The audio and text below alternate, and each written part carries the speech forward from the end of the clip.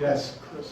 Yes. Okay. I just wanted to say that the ACLU petition against the illegal government spying is on the table, on the ACLU table outside, to be sent to our senators and representatives. So everyone here, I invite you to sign that petition before you leave today.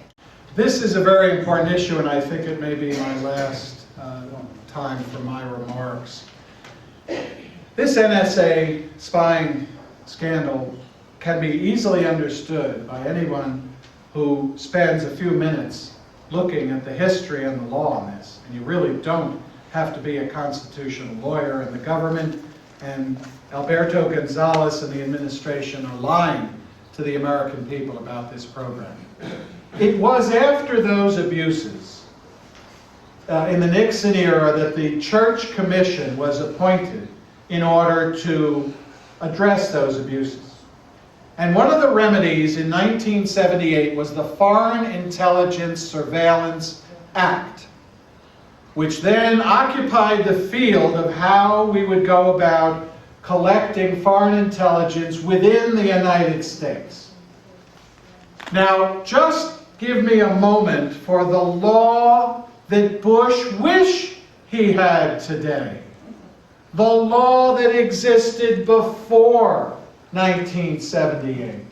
Nothing contained in this chapter shall limit the constitutional power of the President to take such measures as he deems necessary to protect the nation against actual or potential attack or other hostile acts of a foreign power, to obtain foreign intelligence information deemed essential to the security of the United States, and to protect national security information against foreign intelligence activities. That was the power that existed before 1978. What I read you was repealed by the People's Congress, by our representatives, and has remained repealed. It was replaced by the Foreign Intelligence Surveillance Act, which says that that act is the exclusive method by which foreign intelligence will take place in the United States, and it is a crime to conduct foreign intelligence outside of the FISA law. The FISA law contemplated war. It said that for 15 days after a declaration of war, there can be warrantless searches and seizures in this country. It was believed to be the period necessary for them to go to Congress and expand the powers of the administration. FISA contemplated the need for emergencies. 72 hours of warrantless searches can occur under FISA, and then the government must return to the FISA court, explain the emergency, explain what was done, and why they need continued powers and authority. All of that is in the law and has been there since 1978. After 9/11, the government went in the Patriot Act to Congress and got some improvements in their view on the Patriot Act, expanded powers, but they didn't go to Congress and ask for authority to conduct warrantless wiretaps and surveillance as they are now doing.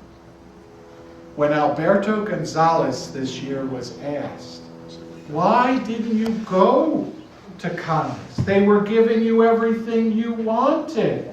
They were amending the entire federal law. You were already amending FISA. Why didn't you go to Congress to get this authority? And Alberto Gonzales said, because we didn't think Congress would approve. And they are now conducting, and we still don't know the full extent of it because of modern technology. This is no longer some black bag job in the basement of an apartment house somewhere with phones being tapped. This is done by the most sophisticated electronic equipment known to man and woman. This is robotic collection through sophisticated identification of signals and words of phone calls and emails and other communications between persons in the United States and overseas. The extent of it is believed to be millions of signals. So much raw data has been dumped on the FBI by the NSA, because the NSA is a military organization to collect this information. So much information has been dumped on the FBI, they cannot begin to analyze it. They cannot begin to look for the needle in the haystack. It is actually counterproductive. But more than that, it's unconstitutional.